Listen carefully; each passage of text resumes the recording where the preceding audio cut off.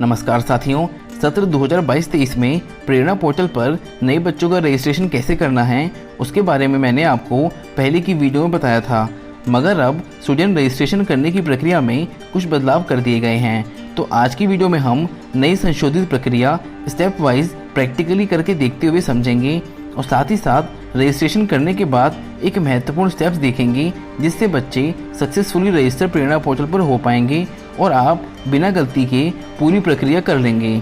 इसलिए वीडियो को बिना स्किप करे देखिएगा। चलिए अब वीडियो शुरू करते हैं। सबसे पहले आप प्रेरणा UP.in वेबसाइट पर टीचर लॉगिन करने के बाद student verify and drop out वाले पेज पर आ जाएंगे। इस पेज पर जैसा कि मैं पहले की वीडियो में बता चुका हूँ कि आपको यहाँ पर प्रदर्शित अपने विद्यालय के सभी बच्चों के डाटा को वेरीफाई करना होगा। जैसे मैंने यहाँ पर सभी बच्चों को सफलतापूर्वक वेरीफाई कर दिया है। अब यह कार्य कैसे करना है इसके लिए आप यह वीडियो देख सकते हैं। वीडियो का लिंक आपको डिस्क्रिप्शन बॉक्स में मिल जाएगा। सभी बच्चों को वेरीफाई करने के बाद ही आप स्टूडेंट रजिस्ट्रेशन 2022-23 ऑप्शन पर क्लिक करके आगे की प्रक्रिया कर सकते हैं।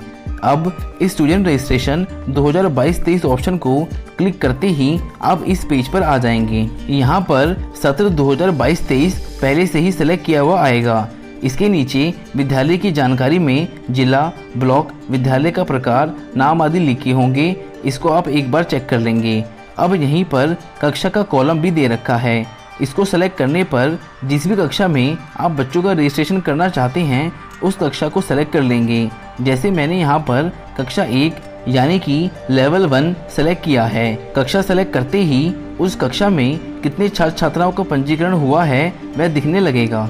अब यहाँ पर जो बदलाव किया गया है उसमें छात्र छात्रा के आधार की जानकारी और उसका वेरिफिकेशन करना जोड़ा गया है, जिसके लिए केवल 3 प्रयास ही दिए गए हैं। उसी में आपको पूरी प्रक्रिया करनी होगी, इसलिए वीडियो को ध्यानपूर्वक पूरी देखिएगा। अब अगले कॉलम छात्र छात्रा की जानकारी में आप सबसे पहले प्रवेशांक या SR नंबर लिखेंगे और अगले कॉलम में छात्र की प्रवेश तिथि दिए गए कैलेंडर से सेलेक्ट कर लेंगे। इसके बाद प्रश्न है छात्र छात्रा का आधार बना है। अगर बना है तो हाँ पर क्लिक कर देंगे और अगर नहीं बना है तो नहीं पर क्लिक कर देंगे। सबसे पहले हाँ करने पर क्या क्या कॉलम भरने हैं वह देखते हैं, क्योंकि नहीं करने पर 1-2 कॉलम अलग तरीके से भरने हैं। सबसे पहले अगर आधार बना है तो पहले छात्र छात्रा का नाम आधार के अनुसार इंग्लिश में भरना है। उसके बाद जेंडर, डेट ऑफ बर्थ और एड्रेस भी आधार के हिसाब से ही भरना होगा। अब अगले कॉलम में CO यानी केयर ऑफ या SO यानी सन ऑफ की डिटेल्स आधार के अनुसार भरनी है। मतलब आधार में जो भी अभिभावक का नाम एड्रेस वाले कॉलम के साथ लिखा होगा वह यहाँ पर लिखना है और अगले कॉलम में जो भी छात्र छात्रा के साथ उसका रिलेशन है, जैसे कि दादा दादी, माता पिता आदि, वह इस लिस्ट के हिसाब से सेलेक्ट कर लेंगे। अब अगले कॉलम में छात्र छात्रा का आधार नंबर भरना है और साथ में एक मैसेज भी लिखा है जिसमें आपको छात्र छात्रा के आधार सत्यापन हेतु सहमति पत्र अभिभावक से लेना होगा। जैसा आपने DBT की प्रक्रिया में अभिभावक का सहमति पत्र लिया था, अब इस बार छात्र छात्रा तथा अभिभावक दोनों का सहमति पत्र लेना होगा। इसके बाद अगले कॉलम में माता पिता और अभिभावक का मोबाइल नंबर एंटर कर देंगे। इन सबके बाद अन्य जानकारी में धर्म, राशन कार्ड का प्रकार, APL, BPL, अंत्योदय आदि, श्रेणी और छात्र के दिव्यांगता की जानकारी भी देनी होगी। यह सब कॉलम भरने के बाद आप हरे रंग के प्रोसीड टू सेव बटन को प्रेस कर देंगे। बटन प्रेस करते ही छात्र छात्रा के आधार सत्यापन की प्रक्रिया शुरू हो जाएगी। आधार सफलतापूर्वक सत्यापित होने पर मैसेज लिखा आ जाएगा कि छात्रों का पंजीकरण सफलतापूर्वक हो गया है और छात्र छात्रा का आधार सफलतापूर्वक सत्यापित हो गया है। आधार सत्यापित होने के बाद यहाँ परिणाम में आधार सत्यापित हो गया है लिखा भी आ जाएगा और आपके कितने प्रयास शेष हैं वह भी बताएगा। जैसे यहाँ पर 2 प्रयास शेष बता रहा है और अगर आपने गलत आधार भरा तो मैसेज आएगा छात्र छात्रा का आधार सत्यापित नहीं हुआ और आपके जितने प्रयास शेष हैं 1 या 2 वह भी लिखा आएगा। अब यह सब कार्य करने के बाद आपको अभिभावक का आधार वेरिफिकेशन करना होगा, जिसके लिए भी आपको केवल 3 प्रयास मिलेंगे। साथियों, वीडियो थोड़ी लंबी हो सकती है, मगर आपको पूरी प्रोसेस स्टेप वाइज समझाने की कोशिश की है, इसलिए वीडियो को पूरा देखिएगा। अब इस कॉलम में आप माता पिता या अन्य किसी का आधार वेरिफिकेशन करना है वह सेलेक्ट करेंगे। अन्य का ऑप्शन तभी सेलेक्ट करें जब या तो माता पिता जीवित नहीं हो या फिर उनका आधार ही नहीं बना हो। माता पिता जीवित नहीं होने की स्थिति में ग्राम प्रधान या सभासद से उक्त आशय का प्रमाण पत्र प्राप्त कर विद्यालय में रखना होगा कि जिसका आप आधार सत्यापित कर रहे हैं वही उस छात्र छात्रा का लोकल गार्जियन है, तभी आप उसका आधार आगे सत्यापित करेंगे। अब यहाँ पर मैं इस छात्र के पिता का आधार सत्यापित करूँगा, तो मैंने पिता सेलेक्ट कर लिया है और पिता का नाम लिखा आ जाएगा। आप एक बार आधार के अनुसार नाम की स्पेलिंग चेक कर लेंगे और आधार नंबर भरकर नीचे अभिभावक का आधार सत्यापित करे पर क्लिक कर देंगे। आधार वेरीफाई होने पर लिखा आ जाएगा अभिभावक का आधार सफलतापूर्वक सत्यापित हो गया है। यहाँ पर भी आपको परिणाम में आधार वेरिफिकेशन का स्टेटस और कितने प्रयास बचे हैं वह लिखा आ जाएगा।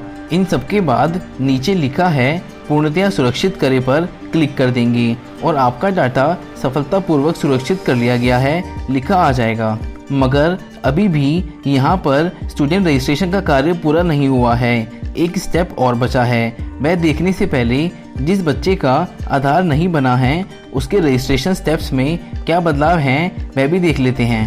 अब अगर छात्र छात्रा का आधार नहीं बना है और आप नहीं पर क्लिक करते हैं तब आपको छात्र छात्रा का नाम, gender, date of birth, address, father और मदर नेम भरना होगा और साथ ही साथ यहाँ पर दिए गए कारण छात्र छात्रा का आधार बनने की प्रक्रिया में है या फिर आधार नहीं बना है उचित कारण सेलेक्ट करना होगा और अभिभावक का मोबाइल नंबर भी भरना होगा। अगर आप कारण में आधार बनने की प्रक्रिया में हैं सेलेक्ट करते हैं तो आपको बच्चे का आधार कार्ड बनने से पहले एक एनरोलमेंट स्लिप मिलती है। जब आधार के लिए रजिस्ट्रेशन कराते हैं तो उस एनरोलमेंट स्लिप में अंकित एनरोलमेंट नंबर को यहाँ पर आपको दर्ज करना होगा। और अगर आप कारण में आधार नहीं बना है सेलेक्ट करते हैं तो आपको छात्र छात्रा का आधार बनवाने के लिए अभिभावक से कहना होगा और बाद में बच्चे का आधार सत्यापित करना होगा। इसके अलावा बाकी स्टेप सेम हैं, बस यहाँ पर अब केवल अभिभावक का आधार वेरिफिकेशन आपको करना होगा और छात्र का पंजीकरण हो जाएगा। चलिए अब वह आखिरी स्टेप देखते हैं जब आप छात्र छात्रा का रजिस्ट्रेशन कर लेंगे। आप जैसे ही बच्चे का रजिस्ट्रेशन करेंगे वह बच्चा यहाँ रिमेनिंग स्टूडेंट में आपको दिखने लगेगा।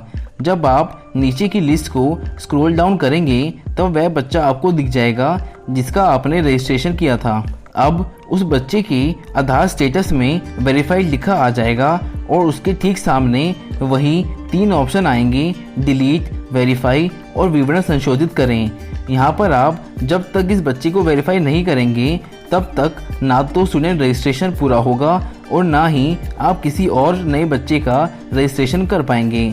इसलिए रजिस्ट्रेशन करने के बाद बच्चे को वेरीफाई ज़रूर कर लें। इस प्रकार आप आसानी से किसी भी कक्षा में नए छात्रों का रजिस्ट्रेशन कर सकते हैं और कोई भी परेशानी आने पर आप कमेंट बॉक्स में पूछ सकते हैं। साथियों, आशा है कि आपको स्टूडेंट रजिस्ट्रेशन की पूरी प्रक्रिया समझ आ गई होगी।